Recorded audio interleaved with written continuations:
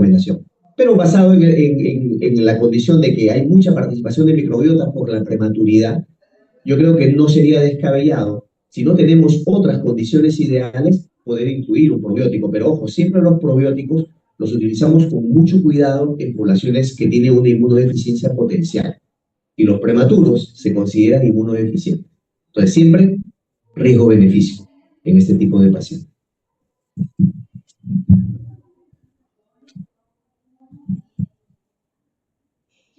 Tenemos una pregunta también del sur, a ver pues, si nos puede ayudar. ¿Se puede dar prueba terapéutica con fórmula extensamente hidrolizada? Bueno, para completar esta pregunta, lo que pasa es que bueno, hay situaciones en las que no se da leche materna y se opta por una fórmula, y muchas veces se ha visto que quizás las fórmulas convencionales, como por ejemplo fórmula de prematuro de 22 kilocalorías, no lo toleran, ¿no? Y se opta por utilizar una fórmula extensamente hidrolizada y a veces vemos que hay cierta tolerancia. Entonces, no sé si tienen... Claro, esa es una buena pregunta. En realidad, las revisiones donde están las indicaciones específicas de fórmulas extensamente hidrolizadas no incluyen este tipo de indicación. O sea, incluyen generalmente pacientes con alergia severa o alergia en general a proteínas alimentarias o a proteínas de leche de vaca. Y algunas fórmulas extensamente hidrolizadas tienen algunas particularidades, como por ejemplo tener triglicéridos de cadena media en mayor proporción, o algún tipo de nutriente que nos facilita su uso en el recién nacido prematuro. Entonces, en el mundo ideal, ¿ya? Donde usamos leche materna o leche materna donada, no tendría por qué utilizarse fórmulas extensamente hidrolizadas. Mundo ideal. Venimos al Perú. Ya en el Perú no tenemos bancos de leche en todos los sitios, entonces ya no es el mundo ideal, ¿no? Sí, las fórmulas parcialmente hidrolizadas o extensamente hidrolizadas por la condición de hidrólisis de la proteína lo hacen más digerible. Por eso es que los pacientes con reflujo a veces se recomienda utilizar fórmulas parcialmente hidrolizadas, porque justamente lo parcial de la proteína genera un mejor vaciamiento gástrico. Basado en este concepto es que algunos utilizan fórmulas extensamente hidrolizadas. Entonces, lo ideal es ir hacia el mundo ideal, pero si no tenemos nada que darle, en realidad es una opción, ¿no? Usar parcial o extensamente hidrolizadas, aprovechando que las extensas tienen este plus, que es triglicéridos de cadena media, por ejemplo, en mayor cantidad, bajo tenor de lactosa. Acuérdense que también los prematuros tienen una actividad de lactasa disminuida. Entonces, tener bajo tenor de lactosa y proteína extensamente hidrolizada y TCM lo hace atractivo para poder utilizarlo en esta población. Pero como vuelvo a repetir, lo ideal sería pues apuntar hacia tener bancos claros, bancos de leche materna. Muchas gracias. ¿Alguna pregunta más del público?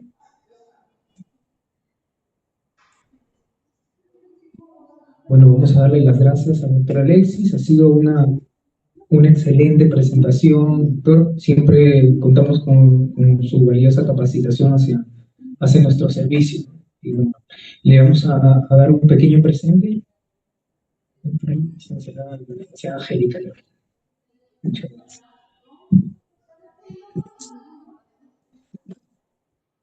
Estarme 10 años. No veo nada, pero me veo más joven.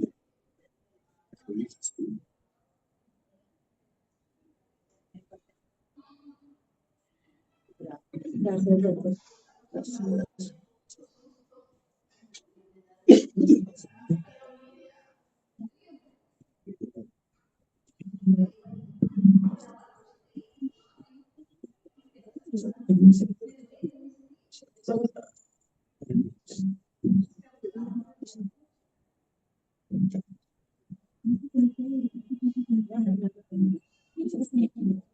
Esperamos un momento para la siguiente ponencia, que va a ser de manera virtual. Estamos haciendo las coordinaciones para poder conectarnos.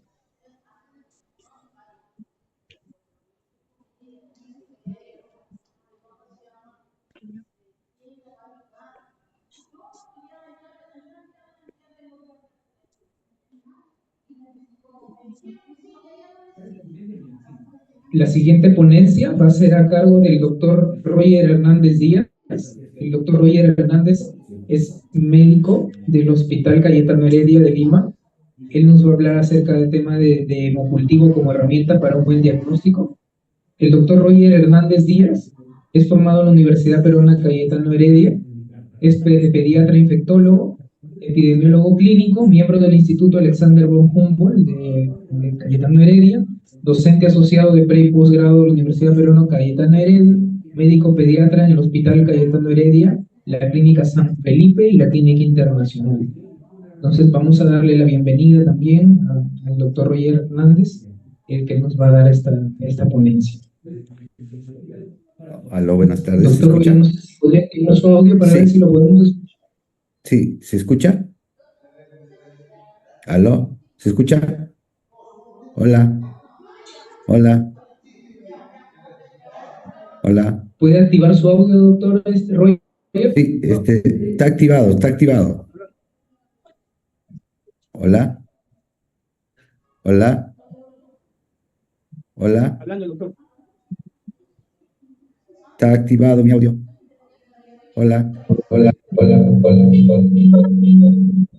yo tengo activado el audio. Ahora sí se escucha.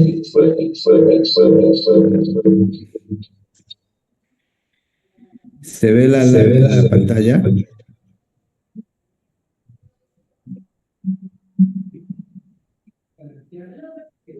Aló, aló, aló.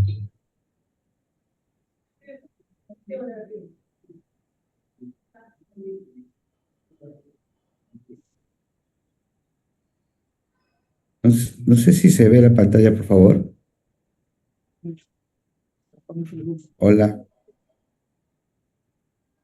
Hola.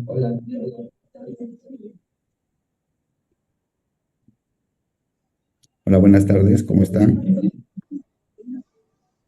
¿Me pueden confirmar si pueden ver la pantalla, por favor?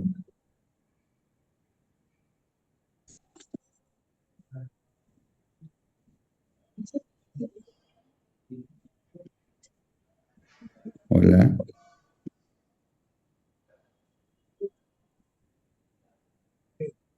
¿Pueden ver la pantalla? ¿Aló? ¿Se puede ver la pantalla?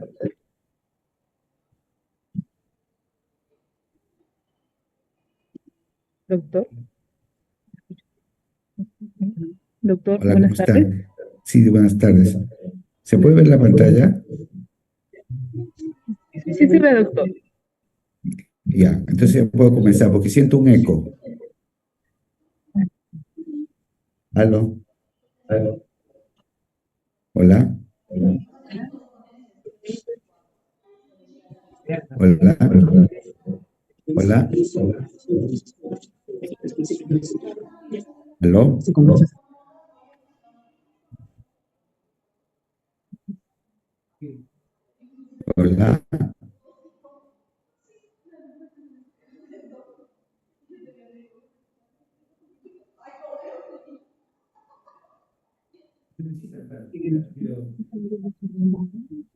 Sí, ¿puede hablar, doctor, por favor?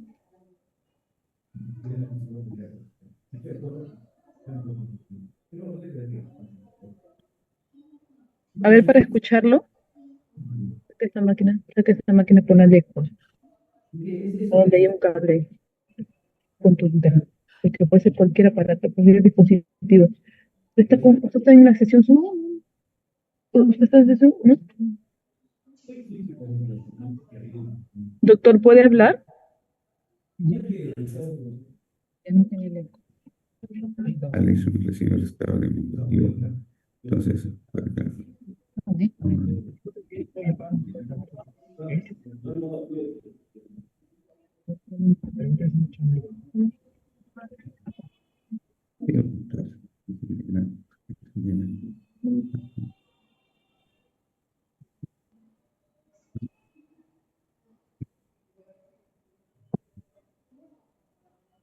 Si nos desconectamos de este equipo y ponemos el micro como pusimos, porque no estaba Fernando ese día ensayando con nosotros, y pusimos el micro.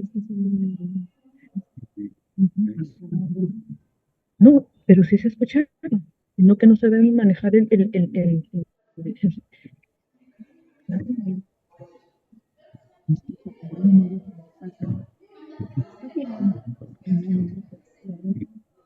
Doctor, ¿puede hablar, por favor? Acercarse a su micrófono y puede hablar.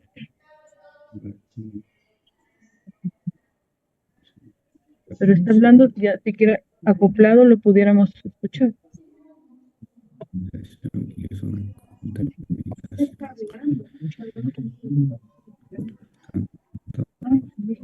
¿El volumen?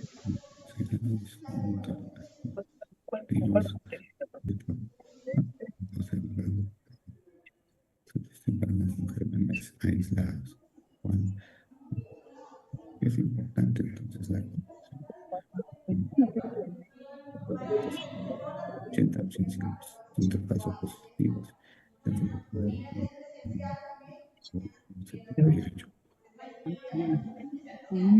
Doctor, buenas tardes. No se escucha. Bueno, innecesario uso de recursos de laboratorio, innecesario uso de antibióticos más efectos adversos, incremento en la duración de la hospitalización, altos costos, innecesario uso de otros estudios, imágenes y procedimientos. Entonces, potenciales consecuencias. Eso nos va a dar menor disponibilidad de camas de UCI, mal gasto en el tiempo del personal que atiende al paciente, más riesgo de efectos adversos por fármacos múltiples, pérdida de credibilidad en los resultados de los laboratorios y aumento en los costos. Se estima que los cultivos contaminantes pueden aumentar los costos de hospitalización en un 20 a 39%. Entonces, como estamos viendo, los hemocultivos contaminados nos elevan los costos hasta 59% de los pacientes que recibieron tratamiento innecesario con vancomicina. Aumento de los costos totales del laboratorio entre $2,397 y $11,000 por paciente. Aumento en la estancia hospitalaria entre 1 y 22 días. Entonces, es crucial obtener un hemocultivo de manera estéril, puesto que hemos visto un gran porcentaje son hemocultivos contaminados y eso nos induce a un aumento del uso de fármacos, a un aumento del uso de laboratorios, aumento en la estancia hospitalaria y además un aumento en los costos. Por lo tanto, es crucial obtener un hemocultivo de manera estéril. Un poquito de...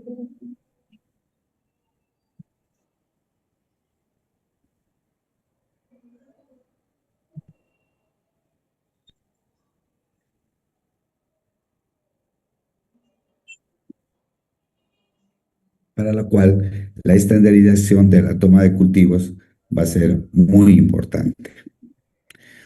¿Cómo interpretamos los cultivos? Como habíamos estado manifestando, cuando uno analiza los cultivos tenemos una fase preanalítica. En la fase preanalítica hay una sospecha clínica, hay la solicitud que se debe hacer ante esa sospecha clínica y el muestreo. ¿Qué antiséptico utilizo para prevenir hemocultivos contaminados? Es una...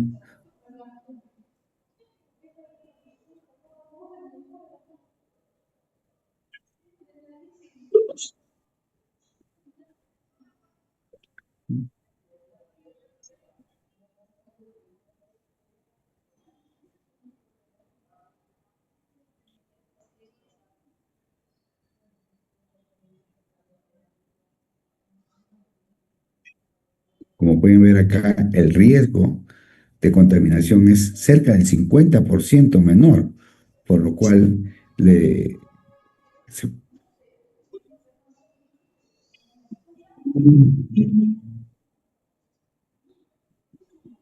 ¿Y qué hay con respecto a la prevención de hemocultivos contaminados con clorhexidina y iodopovidona? El riesgo relativo es 0,33, eso significa que hay un 70% menos de riesgo de contaminación, por eso es que usualmente nosotros preferimos usar clorhexidina.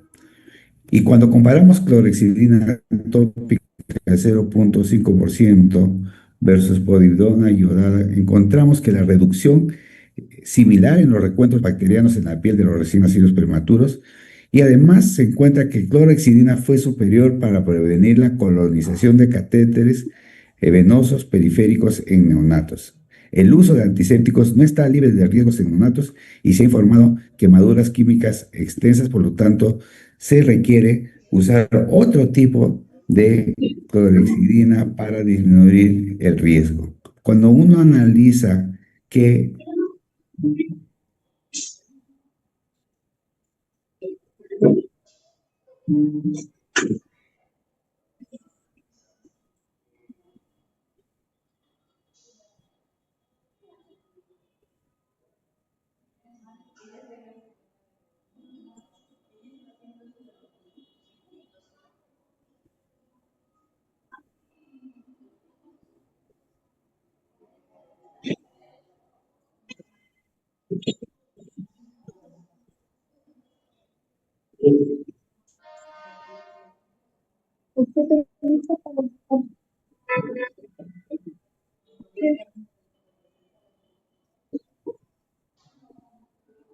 ¿Dónde está haciendo?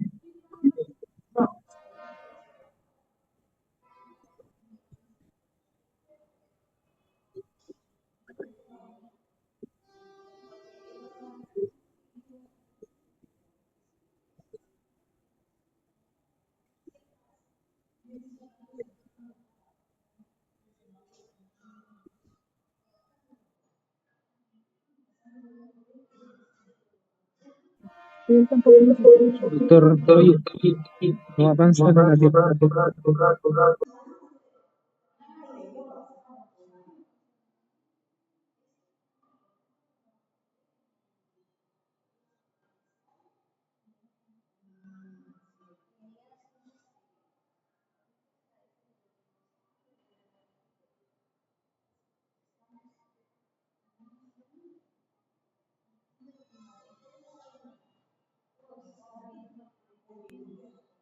Doctor, no se está escuchando.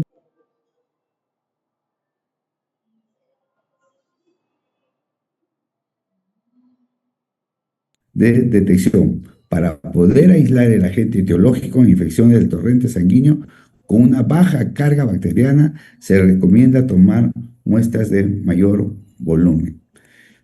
Algunos estudios han mostrado proporciones de bacteremia con recuentos menores a 10 unidades formadoras de colonia, es decir, entre un 23 a 69% de los lactantes niños.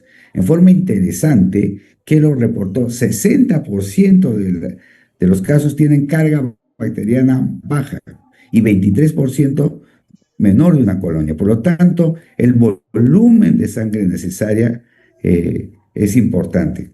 Debemos recordar que cada mililitro adicional de sangre extraída aumenta la detección bacteriana hasta un 4%. Y la incidencia de bacteremia de bajo nivel en pacientes pediátricos es más común de lo que se ha reportado inicialmente.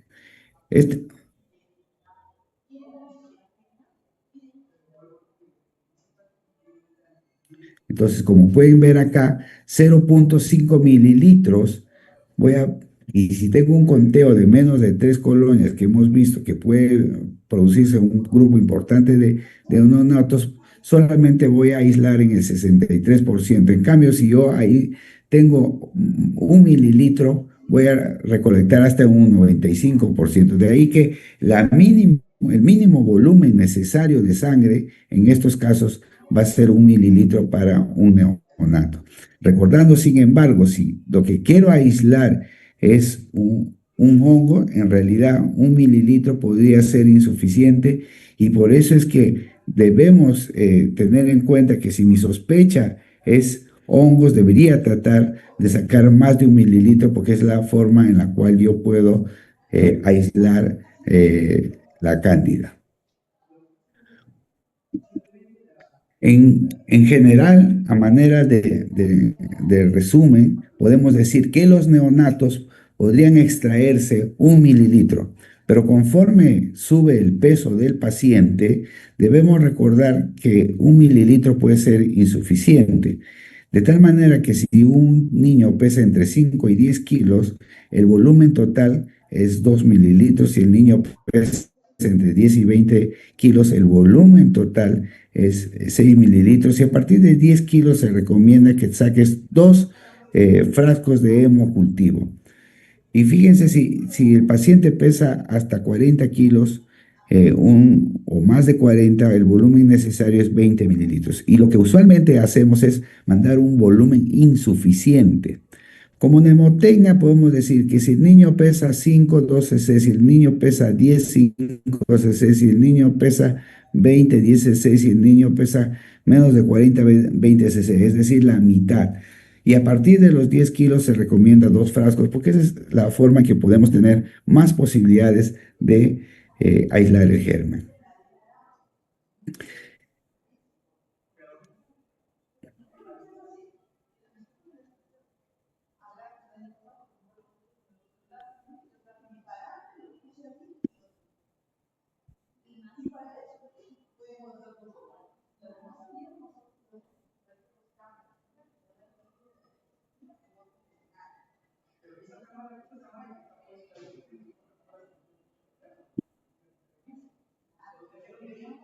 Sin perder que la proporción de sangre versus el medio debe respetar 1 en 5 y 1 en 10.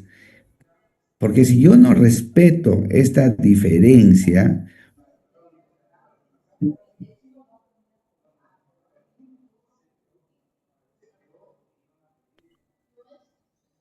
no inhibitorias. Pero como se sabe, en niños prematuros, en niños neonatos, sacar 1 mililitro o 2 mililitros puede ser muy difícil y por eso actualmente existen otros cultivos tipo microcultivos en la cual puedo con microcultivos tener un rendimiento bien parecido a cuando se cultiva con volúmenes sanguíneos mayores. Y eso es una técnica que es muy útil para pacientes que son prematuros.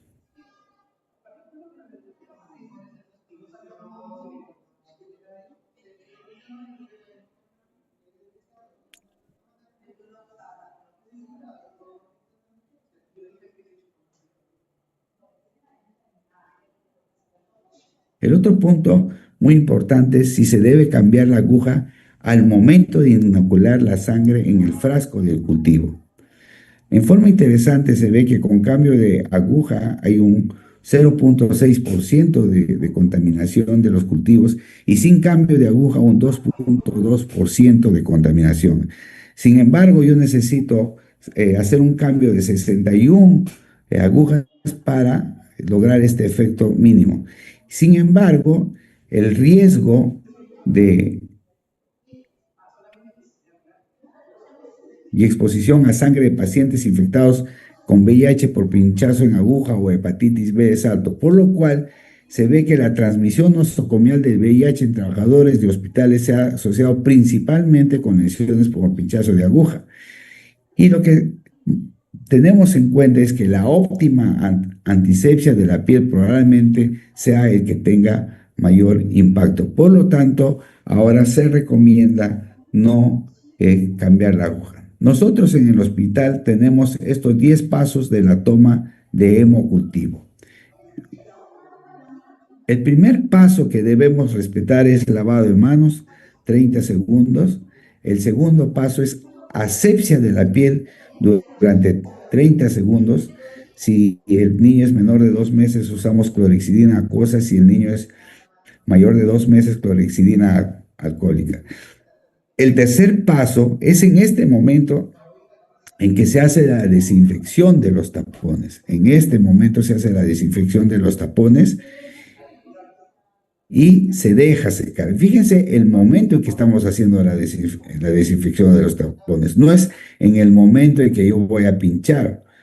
Y el cuarto paso es, ahora sí, habiendo respetado esos pasos, viene el lavado de manos y te calzas guantes estériles, porque debemos recordar que la toma de hemocultivos es un proceso de asepsia.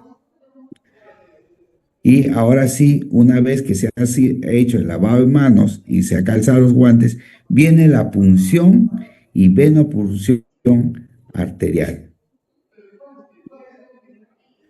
Se retira la aguja, se coloca la gasa estéril sin hacer contacto con la aguja. El sexto paso es, recién en este momento se inocula los frascos con el hemocultivo. Viene luego el lavado de manos, desechar punzocortantes y guantes, rotular los frascos, datos del paciente, fecha y hora de extracción y nuevamente lavado de manos. Fíjense todos los momentos del lavado de mano que hemos hecho. El lavado de manos de 30 segundos es el primer momento. El segundo momento, el lavado de manos antes de calzarse el guante, que es bien importante. El lavado de manos después de que se desechan los punzocortantes y el lavado de manos luego de que se retiran los pacientes. Pero nuevamente, lavado de manos, asepsia de la piel, desinfectar los tapones, colocarse, se hace un lavado de manos y se calzan los guantes, recién viene la punción, se coloca la gasa estéril sin contacto con la aguja, se retira la aguja, se inocula en el frasco de hemocultivo, viene el lavado de manos, se rotura los frascos y luego lavado de manos llevando la muestra al cultivo.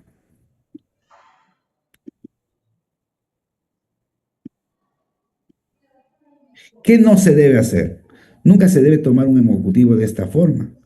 Como ustedes han visto, hasta el 25% de hemocultivos, si se toman en forma inadecuada, van a ser falsos contaminantes. Y los contaminantes van a ser usualmente gérmenes gram positivos que el 50% de veces van a ser resistentes a la vancomicina.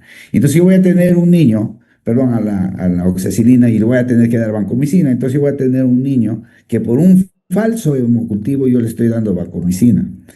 Entonces, desinfección instantes previo a la colocación, eso es algo que no debo hacer, como ya estamos manifestando, pero es una práctica muy frecuente. ¿Qué no hacer? Es no respetar los 30 segundos. Y fíjense, esto tampoco se debe hacer porque así se contamina y se envía al cultivo. Luego, una parte muy importante es el transporte. La temperatura ambiental no debe exponerse a la luz solar directa y se debe colocar en el incubador lo más rápido posible. Se recomienda que el intervalo entre la recolección de sangre y la entrada de los frascos a un sistema de hemocultivo automatizado no debe ser mayor a 2 o 4 horas. Los frascos con su debida identificación deben transportarse inmediatamente.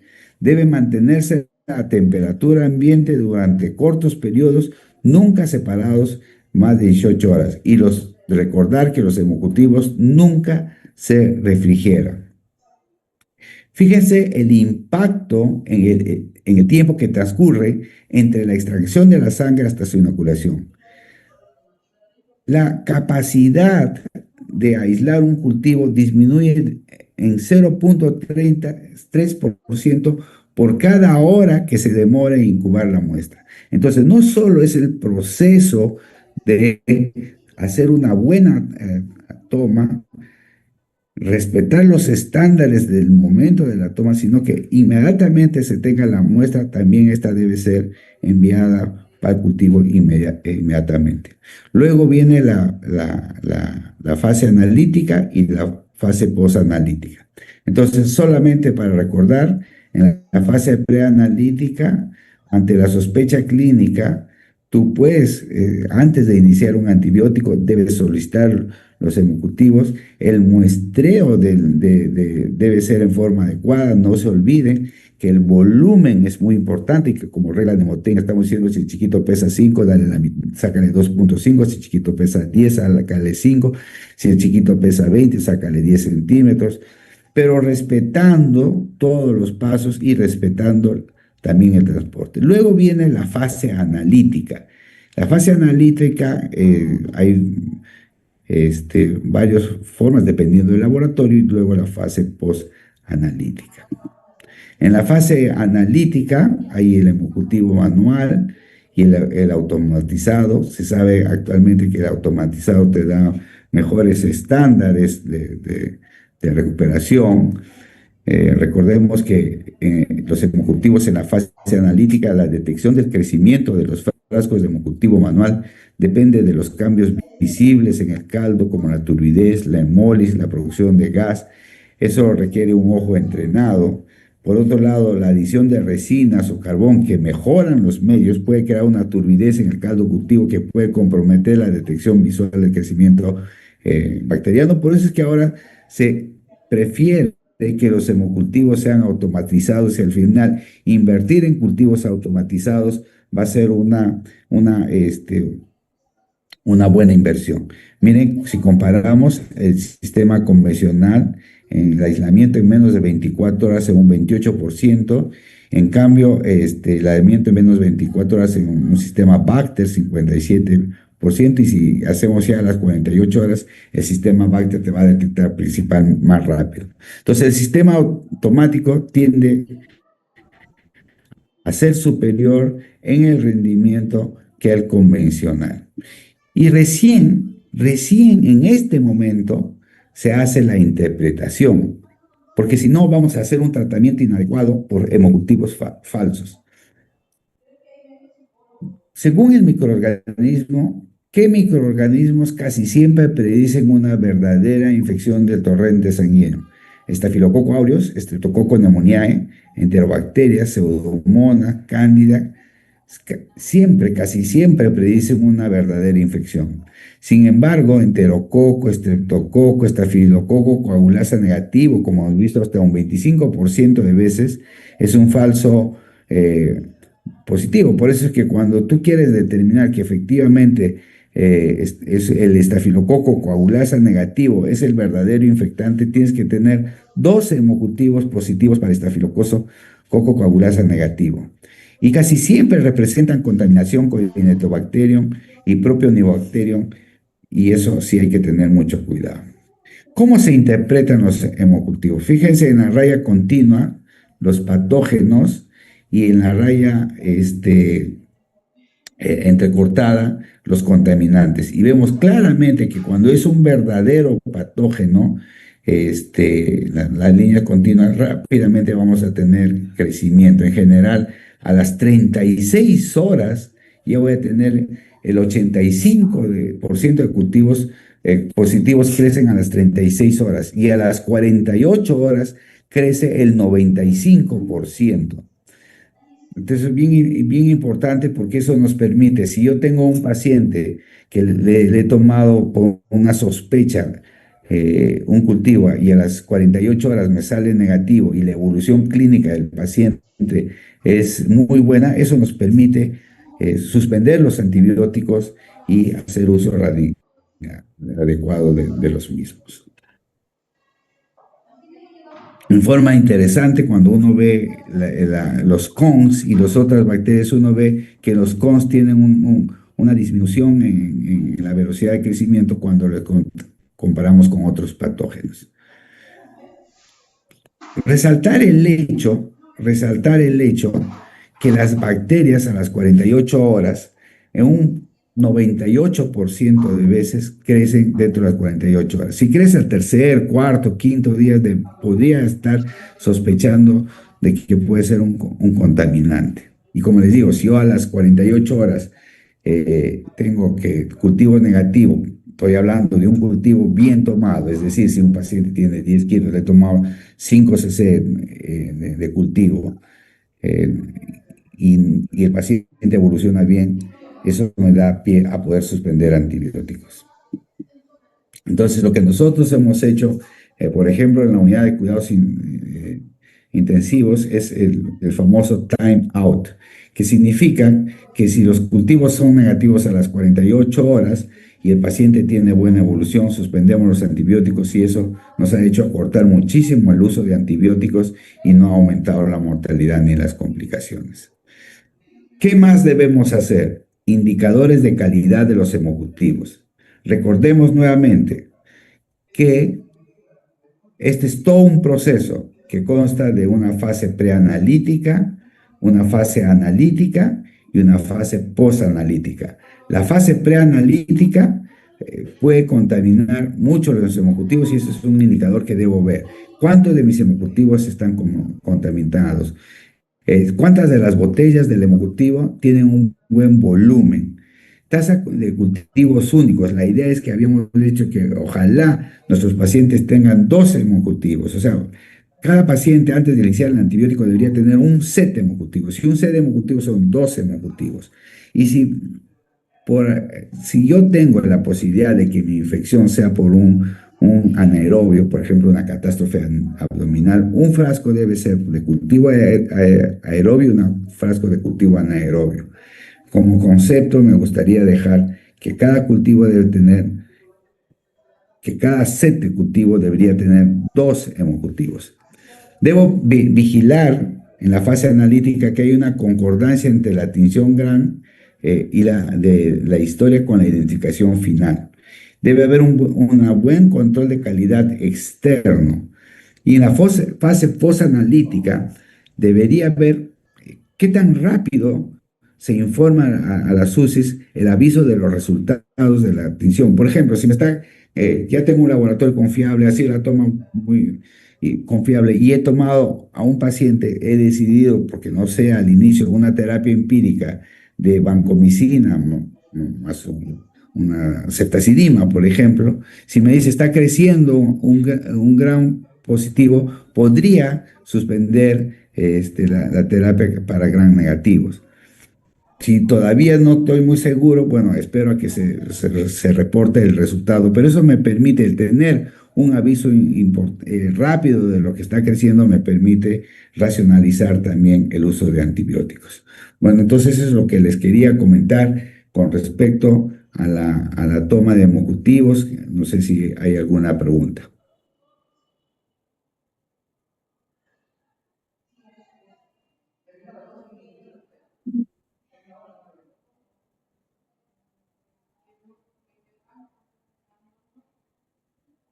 Bueno, si no hay muchas preguntas, muchísimas gracias.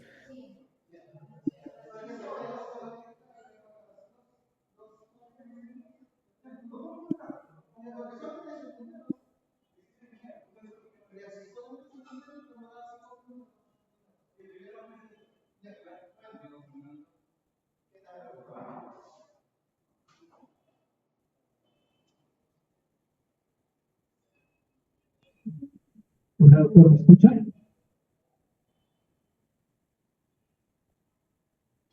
Hola, doctor Roger, ¿me escucha? Doctor, doctor Roger, ¿escucha la intervención? Aló, sí, sí, sí, sí, dígame. Está mejor, le siento muy entrecortado la llamada, qué pena, me da mucha pena, pero sí, sí, por rato sí escucho, sí.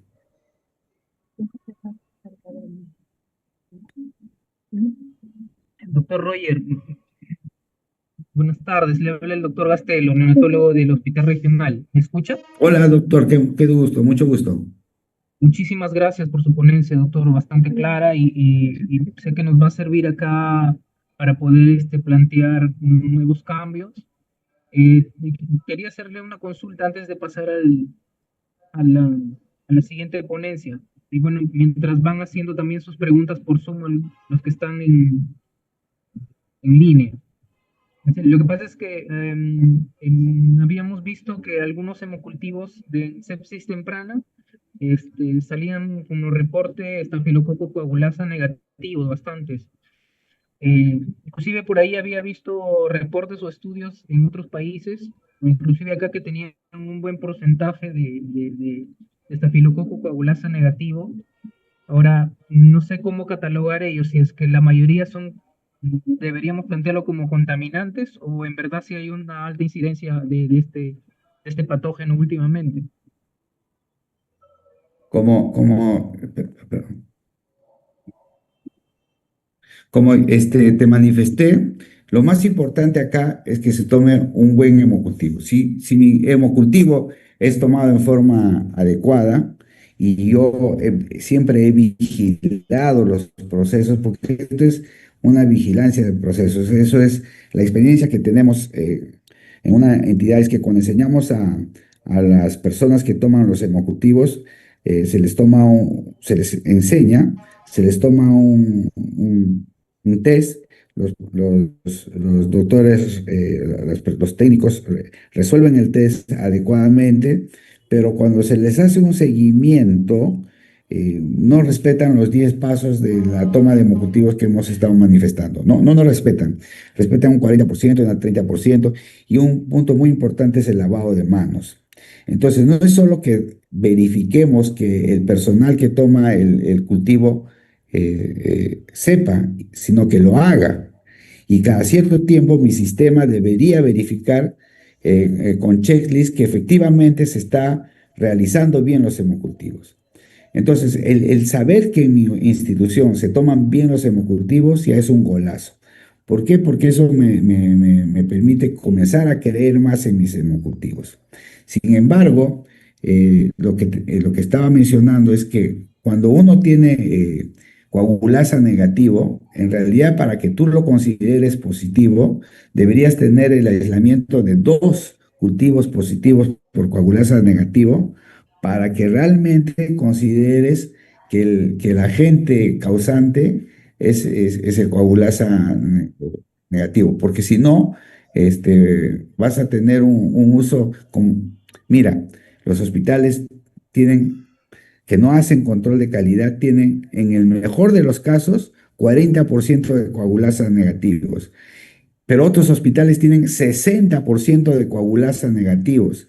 Eso es un trabajo que hemos hecho y cuando en realidad solamente el 15% son verdaderos, eh, eh, verdaderos agentes en neonatos o en inmunosuprimidos, porque cuando el niño ya tiene mayor edad, ese estafilococo coagulasa negativo va a ser con mucho menor frecuencia una verdadera infección. Entonces, ¿yo qué puedo hacer de primera intención? Agarro mi laboratorio y si mi laboratorio me está informando en neonatos, por ejemplo, que el 40% de mis gérmenes aislados son coagulasa negativo, ya sé, sí o sí, ya sé que mi laboratorio o yo en el proceso Sí lo ven en la foto. tengo que perfeccionar mi toma porque definitivamente mis cultivos están falsamente positivos. Y ya sé ya eso, ya sé.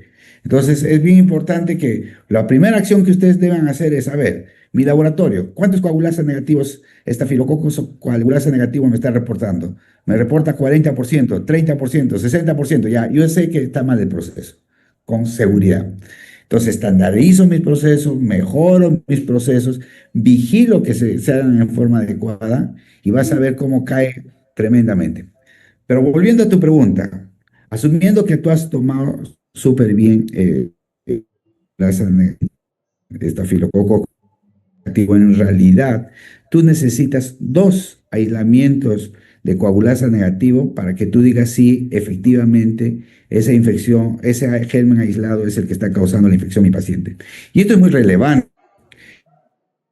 Y encima lo he contaminado, me va a salir coagulasa negativo, pero quizás mi pacientito tiene una infograma y yo falsamente le comienzo a dar vancomicina cuando mi paciente tiene una infección por un gran negativo, solamente por un hemocultivo mal tomado.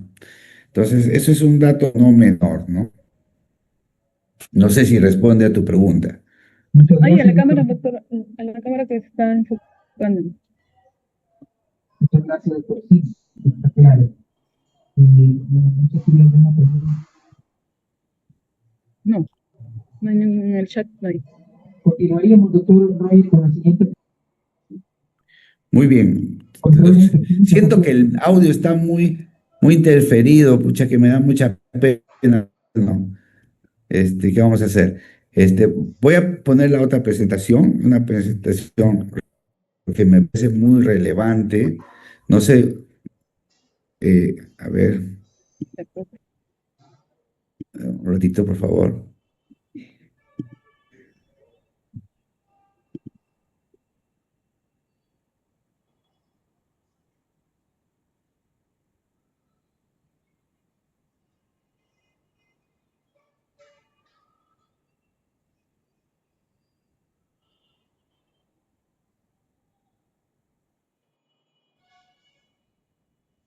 Me avisan si pueden, si,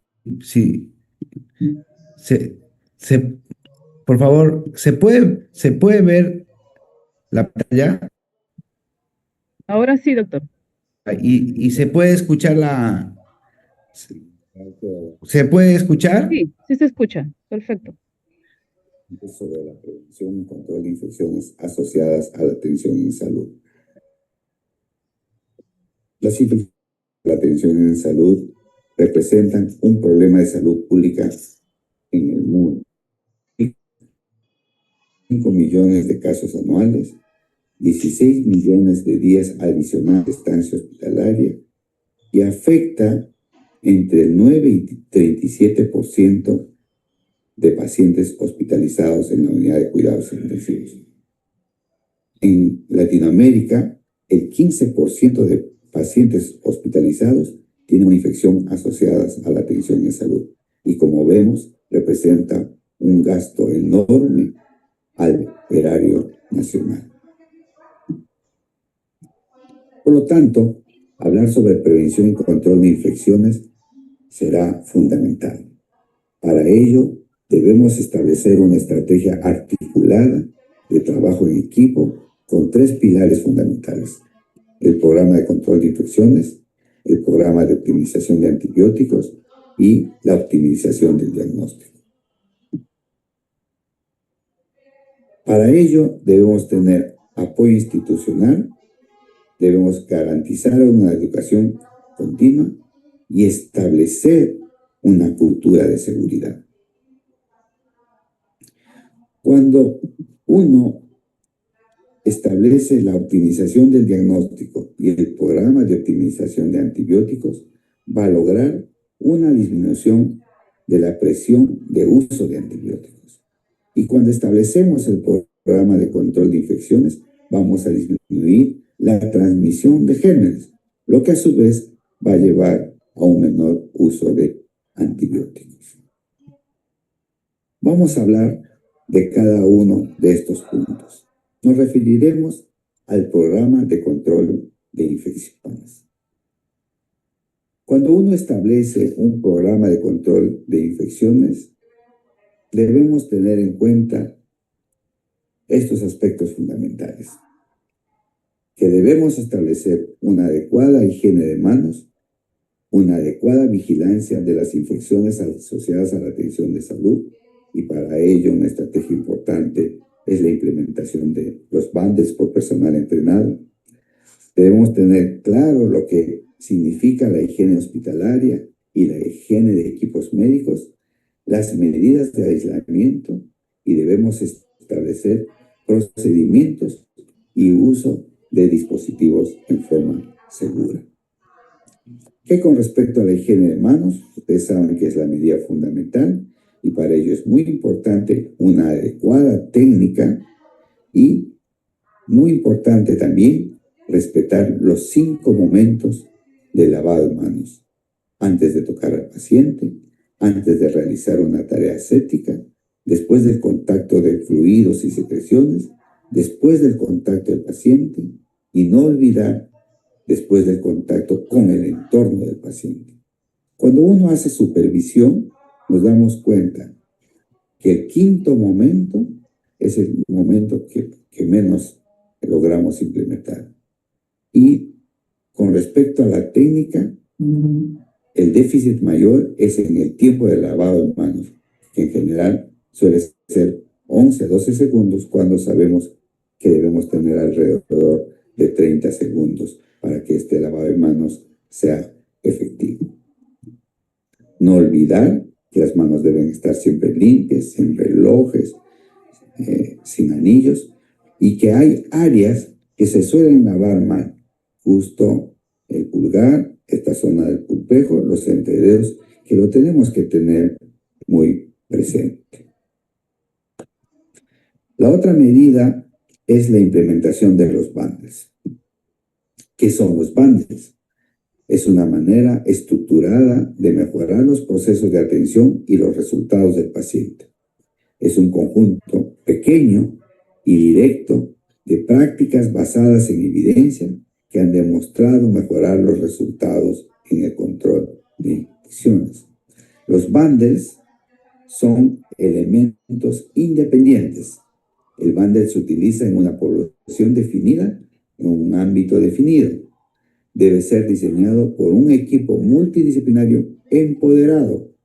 Se debe medir la adherencia a un bundle utilizando el criterio de todo o nada. Y el objetivo de cumplimiento debe ser mayor al del 95%. Veamos los bundles más utilizados. Este bundle es sobre la prevención de infección asociada a catéter urinario. Y los elementos que se usan principalmente son higiene de manos con técnica aséptica, es valorar diariamente la permanencia del catéter, mantener el circuito cerrado, mantener la bolsa colectora por debajo de la altura de la vejiga y verificar que el catéter urinario permanente esté fijado correctamente. ¿Cuáles son los elementos que usualmente se usan para la prevención de neumonía asociada a ventilación mecánica?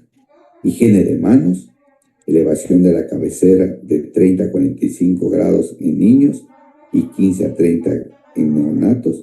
Higiene oral, usualmente con clorexidina, aspiración a demanda de las secreciones y otra vez valoración diaria de la posibilidad del retiro de sedación con el fin de retirar al paciente del ventilador mecánico.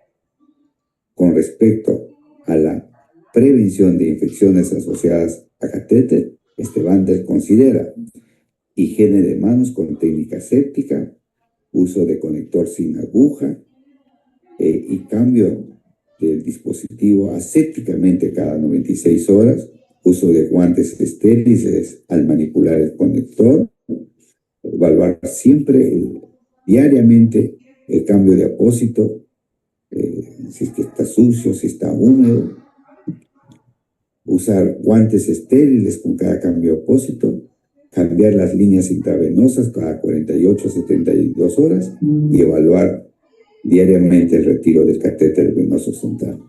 Fíjese, en todos los bundles hay elementos importantes, pero lo más importantes a tener en cuenta es higiene de manos. Y el segundo es verificar la permanencia del ventilador mecánico, verificar la pertinencia de la permanencia del catéter. Por eso la pregunta que uno se hace diariamente es, ¿puedo retirar el catéter? ¿Puedo retirarle de ventilación mecánica? ¿Cómo se diseña un bundle? Bueno, establece elementos de cuidado y establece observaciones. Como ejemplo, veamos este bundle de infección urinaria, para el cual se considera estos elementos de cuidado: higiene de manos, retiro del catéter urinario, circuito cerrado y bolsa debajo de la vejiga. Fíjense, se tienen las observaciones y en la observación 1, por ejemplo, no se tiene la precaución del retiro diario del catéter. No nos hacemos esa pregunta. Por lo tanto, esa observación se considera 0. Para este ejemplo, solamente se respeta en las observaciones, en la observación 3 y 5, se ve el cumplimiento de estos 4 elementos y por lo tanto se pone un check solamente a estas 2 observaciones. Como de estas 5 observaciones solo se cumplen en su totalidad en 2, la adherencia a este bundle se califica como 40%. Por lo tanto, estamos lejos de alcanzar la meta del 95%. Ahora veamos otro elemento del control de infecciones, que es la higiene hospitalaria. Debemos tener un protocolo de desinfección y limpieza de instrumental y equipos de procedimiento.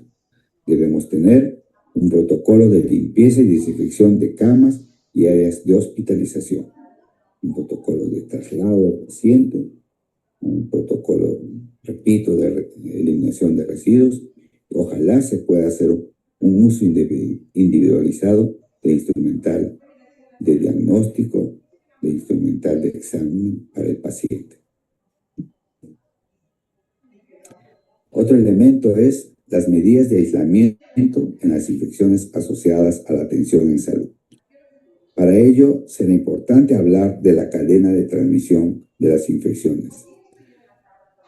Tenemos un reservorio y tenemos un huésped. Y el agente va a tener varios tipos de vías de transmisión que debemos tener en consideración.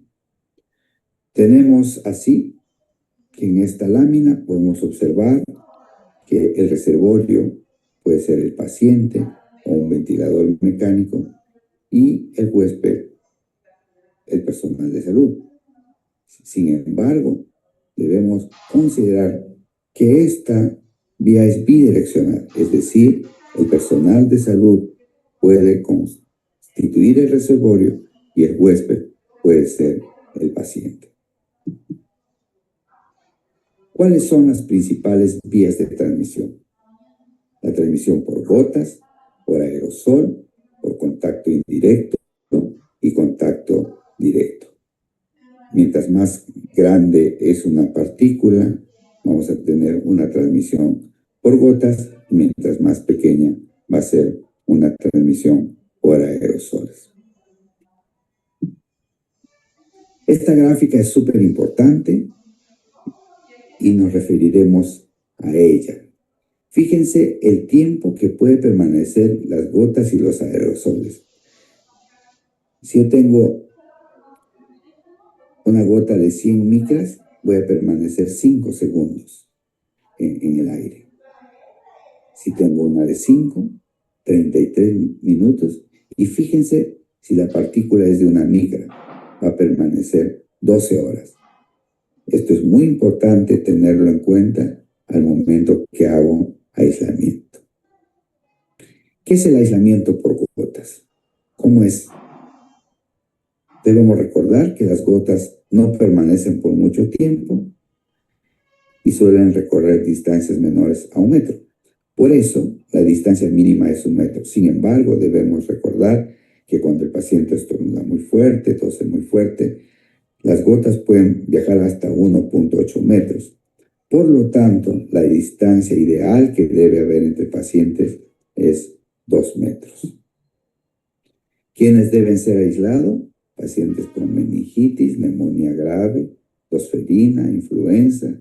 En general, pacientes con virus respiratorios van a transmitir a través de gotas. ¿Qué precauciones debo tener para disminuir el riesgo de transmisión por gotas? Higiene de manos y mascarilla quirúrgica. Sí, es cierto que cuando estoy expuesto a las secreciones, voy a tener que usar además guantes. Siempre visitas restringidas cuando tenga este paciente. ¿Qué hay con respecto a la transmisión por aerosol? Debemos recordar que estas partículas pueden permanecer en el aire por mucho más tiempo y pueden transportarse por corrientes de aire. No olvidar que algunos procedimientos generan aerosol, como la nebulización, la broncoscopía, oxigenoterapia con flujo alto, intubación, etc. ¿Quiénes deben ser aislados? Principalmente los pacientes con tuberculosis pulmonar y laríngea, pacientes que tengan varicela, pacientes con sarampión, y en algunos casos pacientes con SARS. La mnemotecnia para recordar cuándo debo proceder a este aislamiento es: me voy saltando. M de Mycobacterium, B de varicela y S de sarampión.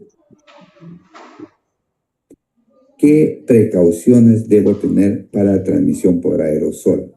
Siempre usar máscara N95, higiene de manos, ojalá pueda tener un aislamiento de presión negativa y obviamente las visitas deben estar restringidas. Con respecto a la transmisión por contacto, estas se producen al tocar al paciente y a su entorno. Recordar que estos gérmenes pueden permanecer en la superficie por mucho tiempo y pueden transportarse por las manos. No es necesario que el contacto sea tan estrecho para el contagio. ¿Quiénes deben ser aislados? Los pacientes que tienen Staphylococcus aureus meticilino resistente, pacientes con gran negativo resistentes a carbapenems, o según evaluación de infectología y epidemiología. Por ejemplo, hay gérmenes muy importantes como Acinetobacter, terceras multiresistentes, Pseudomonas. Clostridium difficile, Enterococo, vancomicina resistente tienen indicación de aislamiento por contacto. ¿Y cuáles son las precauciones que debemos tomar en consideración? Higiene de manos, uso de guantes, basas desechables, material clínico de uso individual y visitas restringidas.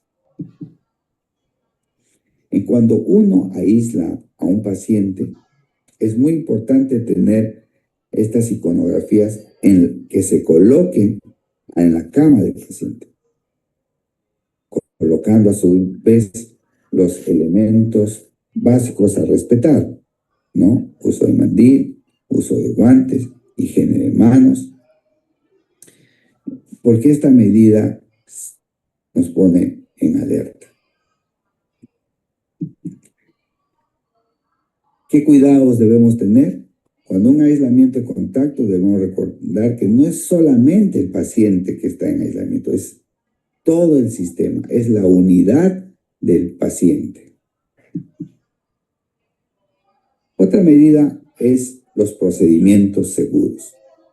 Debemos tener planificado y con protocolos cada uno de los procedimientos en los pacientes para que esto sea seguro.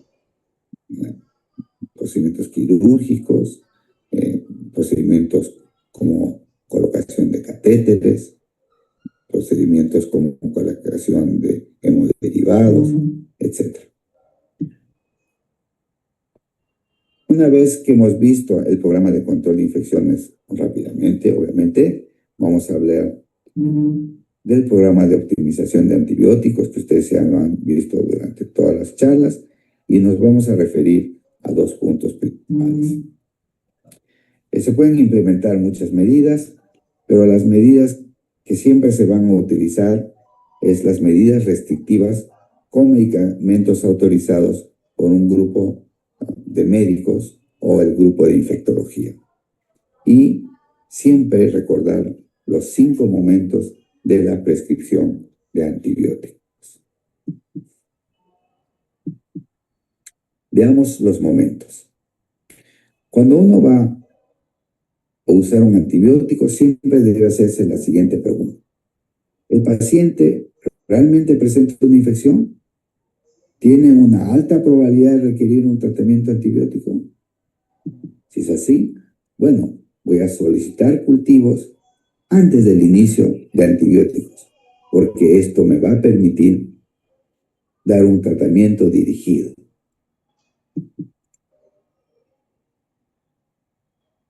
Inicialmente voy a tener un uso empírico de antimicrobiano, pero que va a estar basado en el mapa microbiológico de la entidad. Por eso es importante que cada institución lo tenga. Y desde el primer momento vamos a planificar la duración del tratamiento. Una vez que se ha establecido el tratamiento, tengo que hacer preguntas. ¿Puedo suspender el antibiótico? Por ejemplo, mi paciente ha evolucionado muy bien, encuentro que hay una mejor causa que explique los hallazgos de mi paciente y perfectamente puedo suspender los antibióticos. Otra pregunta que debo hacerme en este momento es, ¿debo desescalar el tratamiento? Ya tengo un germen sensible a un solo medicamento, por ejemplo. ¿Puedo cambiar de intravenoso a vía oral? Son preguntas que debo hacerme porque eso va a permitir un uso óptimo de los antibióticos. Y el quinto momento es, ¿la duración planificada del antibiótico es adecuada? ¿Puedo acortar el tratamiento o debo prolongar el tratamiento? ¿Puedo suspender el tratamiento? Son elementos que siempre debo considerar. Y ahora vamos a ver rápidamente lo que es la optimización del diagnóstico. Siempre debo establecer un diagnóstico diferencial a esa supuesta infección. Por ejemplo, hay pacientes con síndrome de abstinencia que están con fiebre, y esa fiebre, por lo tanto, no significa infección. Un paciente recientemente operado puede hacer fiebre y no significa infección. Una hemorragia intraventricular, acidosis metabólica, trastornos hidroelectrolíticos pueden explicar los hallazgos del paciente sin que signifiquen una infección. Debemos a su vez tener una correcta interpretación de los cultivos. Siempre se debe tener en cuenta las 3 fases de interpretación de un cultivo. ¿Cuáles son esas 3 fases? Cuando uno recibe en realidad un reporte, es la última fase. Debemos tener en cuenta que antes de este reporte hubo una fase preanalítica, una fase analítica, que son muy importantes para considerar. Desde que se sospechó clínicamente al paciente, desde la forma en que se solicitó, desde el tipo de muestreo, la inoculación que se hizo, el transporte que se hizo, cómo se manejó los cultivos, son importantes para ver si hacemos caso a este reporte o no, porque si no tenemos en consideración estos otros elementos, probablemente estemos tratando falsamente por infecciones que no tiene nuestro paciente. Entonces, como parte de la optimización del diagnóstico, además debemos hacer un uso correcto de los 3 diagnósticos. Debemos tener una correcta interpretación de las pruebas diagnósticas. Debe prevalecer el juicio clínico, la historia clínica, el examen clínico, la evolución sobre los test de laboratorio. No podemos hospitalizar una PCR alta, no podemos hospitalizar un hemograma alto. Debemos ver de dónde procede el cultivo. ¿Procede de un sitio estéril? ¿Procede de un aspirado traqueal? Son elementos que siempre debemos considerar para un óptimo diagnóstico. Fíjense, a manera de ejemplo, estos son los diagnósticos de sepsis temprana en unos centros de atención en Lima. Y mírense, esta clínica privada aísla 60% de sus aislamientos son coagulasa negativos, para esta 40% y para esta 43%. Cuando en realidad se espera que tengamos un aislamiento solamente del 15%, no del 40%, no del 60%. Significa que estamos tratando pacientes con hemocultivos falsos, con hemocultivos contaminados. ¿A qué conlleva el uso de hemocultivos contaminados? ¿Cuáles son las potenciales consecuencias? Innecesario uso de recursos de laboratorio, incremento en la duración de la hospitalización, el incremento en el uso de antibióticos, más efectos adversos, uso innecesario de otros estudios, de otros procedimientos, finalmente altos costos, finalmente menos camas, finalmente menos acceso para otros pacientes. Por lo tanto, hemos querido rápidamente señalar estos 10 pasos de un toma hemocultivo que hemos propuesto en nuestra institución. Fíjense, para una correcta toma de hemocultivos debemos respetar estos 10 pasos. Lavado de manos, 30 segundos. Asepsia de la piel durante 30 segundos. Clorexidina alcohólica en paciente mayor de 2 meses y clorexidina acuosa en menor de 2 meses. Fíjense, el tercer punto es desinfección de los tapones de los hemocultivos para dejar secar y dejar que el antiséptico usado comience a actuar. El cuarto punto es nuevamente lavado de manos y calzarse guantes estériles. Recordemos que la toma de hemocultivo es una toma que debe hacerse en forma estéril. No es como tomar un hemograma, cómo tomar electrolitos. Eso es un punto muy importante. Tiene que tener esterilidad todo el proceso. Entonces, el cuarto punto, lavar manos, calzarse guantes estériles, venopunción para sacar la sangre, colocar una gasa estéril sin hacer contacto con la aguja, retirar la aguja. El séptimo paso, inocular los frascos con el hemocutivo sin cambiar la aguja, puesto que los efectos adversos o los accidentes relacionados a este cambio de aguja son mayores al supuesto beneficio que se tiene al cambiar la aguja. Nuevamente lavar manos, desechar los punzocortantes, desechar los guantes utilizados, rotular los frascos con datos del paciente, fecha y hora de extracción y nuevamente lavado de manos. Fíjense, hay momentos de lavado en cada uno de estas secuencias. Por lo tanto, el lavado de manos va a ser muy importante para que este hemocutivo realmente represente una verdadera infección. ¿Qué no hacer? No respetar el circuito cerrado. ¿Qué no hacer? Desinfección de las botellas instantes previo a la colocación del hemocutivo. Si hago esto, el alcohol puede esterilizar la zona y no puede ser. Respetar además el volumen importante. ¿Qué no hacer? La aguja o la gasa y el algodón están en contacto. ¿Qué no hacer? No respetar el tiempo requerido. Y como les repito, debemos respetar siempre un volumen que es aproximadamente el 1%, de tal manera que en neonatos se respeta un cc, en niños entre 5 y 10 kilos 2 cc, en niños entre 10 y 20 cc, que son el volumen necesario para tener éxito. Recordemos que se pide un set de cultivos y un set tiene 2 frascos de hemocultivo.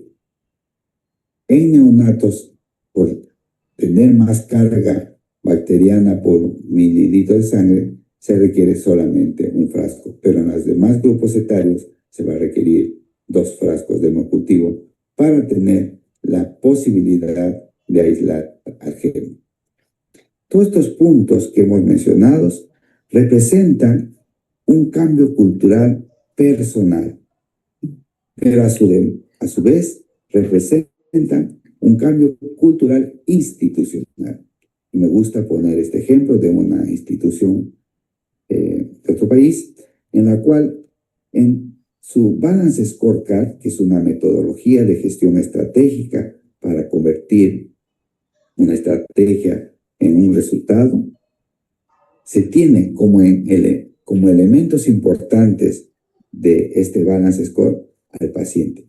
Y así como se evalúa la satisfacción del paciente, se ve si el paciente tuvo infecciones globales asociadas a la atención de salud, si tuvo infecciones asociadas al catéter. Y fíjese, cuando se evalúan los procesos en esta institución, la adherencia de guías, el cumplimiento del BANDES y procedimientos y dispositivos seguros son elementos que se supervisan. Y el más importante es que cuando se evalúa a la persona, no solo se evalúa el desempeño, el clima laboral el que tiene, sino si la persona que trabaja para la institución se lava las manos, como una necesidad intrínseca para tener una buena evaluación, es que la persona se lave las manos. Si no se lava las manos, por más que sea una persona capacitada, por más que sea una persona que trabaje en equipo, pues constituye un peligro para la institución y por lo tanto será mal evaluado. Fíjese la importancia que se pone al lavado de manos. ¿Eso qué significa? Un cambio cultural en la institución.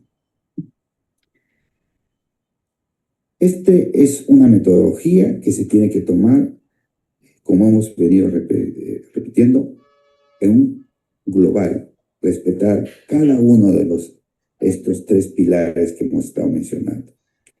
Este es un ejemplo que se usó para la disminución de infecciones asociadas a la atención de salud y disminución del consumo de antibióticos en la institución que trabajo. Para ello se estableció un equipo de trabajo, un equipo de educación, se estableció un cambio cultural y obviamente el reporte de infecciones asociadas a la atención de salud y el consumo de antibióticos. Esto como conductores primarios y como conductores secundarios, el liderazgo es muy importante. El comité de trabajo multidisciplinario también es muy importante. No olvidemos que la educación tiene que ser un programa continuo. El cambio cultural, si bien es cierto, es difícil, pero debe ser incentivado en forma diaria. Y además se debe hacer un reporte de lo que se viene trabajando para hacer ajustes y mejora continua. Fíjense los resultados luego de implementar todas estas medidas, ¿no? Una optimización del diagnóstico, un programa de control de infecciones y un programa de uso racional de antibióticos. Luego de un periodo, fíjense la disminución de las infecciones asociadas a catéter, casi un 40%. Miren este resultado maravilloso, neumonía 0 durante un año. Y fíjense, los últimos 6 meses, 0 de infecciones urinarias asociadas a catéter. Es decir, implementar estas medidas sí tienen un impacto. ¿A qué llevó todo esto? A una disminución de uso de meropenem, una caída dramática, como pueden ver en la gráfica, una disminución del uso de vancomicina en forma importante, como también se puede ver en la gráfica. Entonces, que el trabajo casi sin límites que ustedes realizan en sus instituciones, de todo el equipo, personal de enfermería, personal técnico, que se traduce seguramente en grandes éxitos, no se destruya por las infecciones. Implementemos estas medidas. Muchas gracias.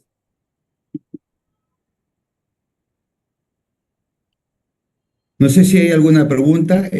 Me permití repetir algunas cosas porque la primera charla yo siento que ha sido muy interrumpida porque no se escuchaba mucho y no sé si hay algunas preguntas.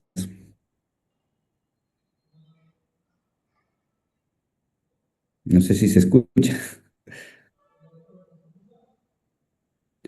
Bueno, si no hay preguntas, quiero agradecerles por la presentación.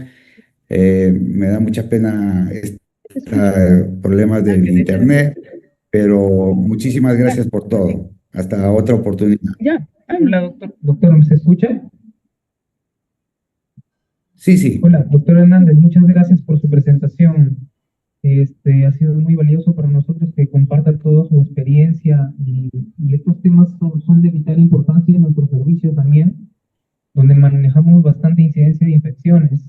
Entonces, igual no sé lo que nos podría recalcar un poquito más acerca de los bundles, cómo podríamos implementarlo en nuestros servicios, bueno, dado que todavía no hemos implementado uno en específico. Claro, ustedes deben vigilar cuál es su principal problema de infecciones. Su principal problema de infecciones quizás sea, por ejemplo, infecciones relacionadas a catéter. Entonces, lo que se recomienda es escoger 2 o 3 infecciones principales y de esas 2 o 3 principales se escoge los bundles para esas 2 o 3 infecciones. Yo les puedo mandar los bundles que nosotros usamos para que no tengan que rehacer y ustedes solamente lo tienen que implementar. Pero lo más importante acá, aunque parezca mentira, es que haya una dirección, o sea, que que haya una decisión política, y esa decisión política es una decisión que viene del jefe del hospital y que viene del jefe del departamento para el cual ustedes trabajan. ¿Por qué? Porque solamente si hay esa decisión política va a designar que haya personas ad hoc viendo eso. O sea, no puede ser el establecer bandes o la vigilancia que sea el trabajo adicional a lo que ya hacen, sino debe ser parte del trabajo. Porque si no, la buena voluntad dura 6 meses, 8 meses y se diluye en el tiempo. Yo tengo que saber que hay personas que ese es su tiempo y tiene que ser dentro de su hora laboral, debe encargarse esa vigilancia, ese chequeo, esa inspección. Eso debe ser parte de su labor. Pero para que eso suceda, necesitas que tu jefe de la unidad, que tu jefe del hospital decida. Pero al final es un costo a favor, o sea, es una medida súper a favor porque te va a disminuir los costos, te va a disminuir las cintas hospitalarias, te va a disminuir los tiempos hospitalarios y al final todos se benefician, pero principalmente se beneficia el paciente. Entonces, ¿qué pienso que deben hacer primero? Saber cuál es mi mapa microbiológico, estandarizar mis tomas de cultivo. Cuando ya tengo eso, decidiría que, ok, nuestras principales infecciones son estas tres. Ok, voy a comenzar por la principal. No sé, infección a catéter, que suele ser la principal. Ok, establecemos los bandes. Los bandes ya están hechos. Es implementarlos y ejecutarlos nada más.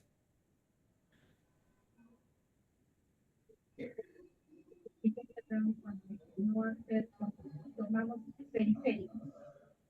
¿Cómo han variado ahí cómo lo tomamos? Acá tenemos otra pregunta, doctor. Sí, sí, podría, sí, porque no escuché nada. Doctor, buenas tardes. Hola, buenas tardes.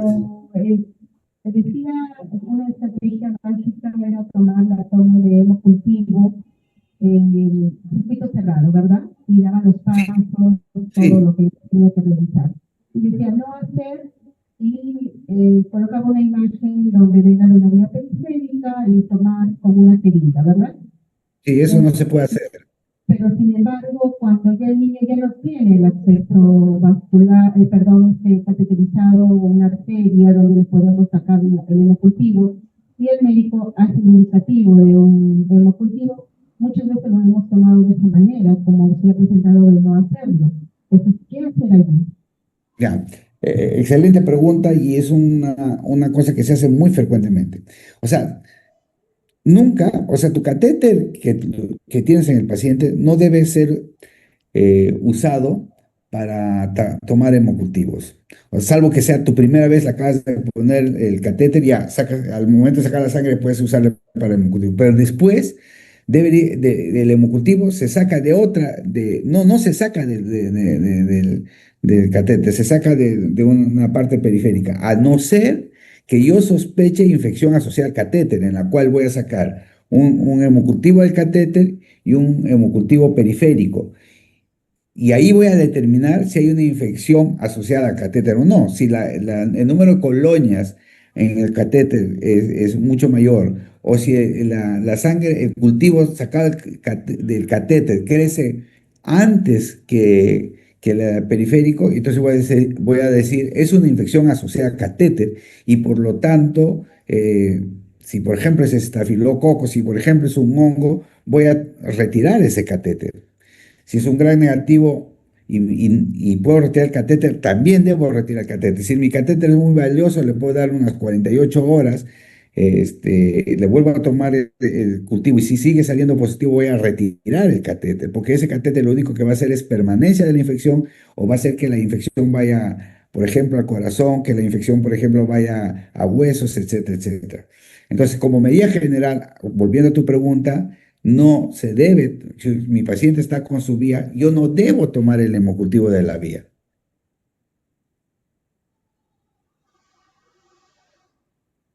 Sí, doctor, muchísimas gracias. Que lo grabe acá. No, no lo he hecho. Le agradecemos bastante, doctor, por su participación. Ha sido una excelente presentación. Oye, muchas gracias. De verdad que estoy bien apenado por esto del internet, porque Sí, yo mismo sentía que está entrecursado, pero bueno, espero que haya podido transmitir algo. Muchísimas gracias por la invitación. Buenas tardes. muchas gracias, doctor. Ahí le compartimos también su certificado de Ya, manera muy, virtual. muy Muchas gracias. amables. Muchas Un gracias. abrazo fuerte. Que tengan un feliz día de la pediatría. De igual Hasta manera. luego. Hasta luego. Buenas tardes.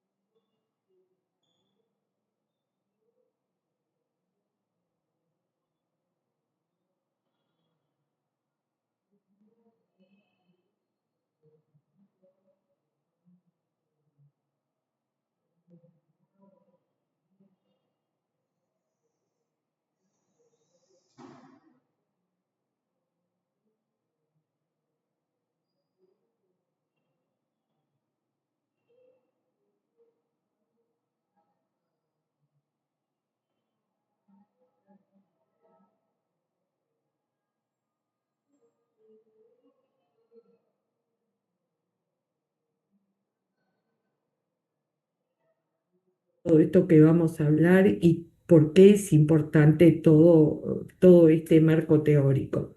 Entonces, vamos a recordar la postura en la vida intrauterina, el niño en posición de línea media y qué es lo que pasa cuando el niño nace.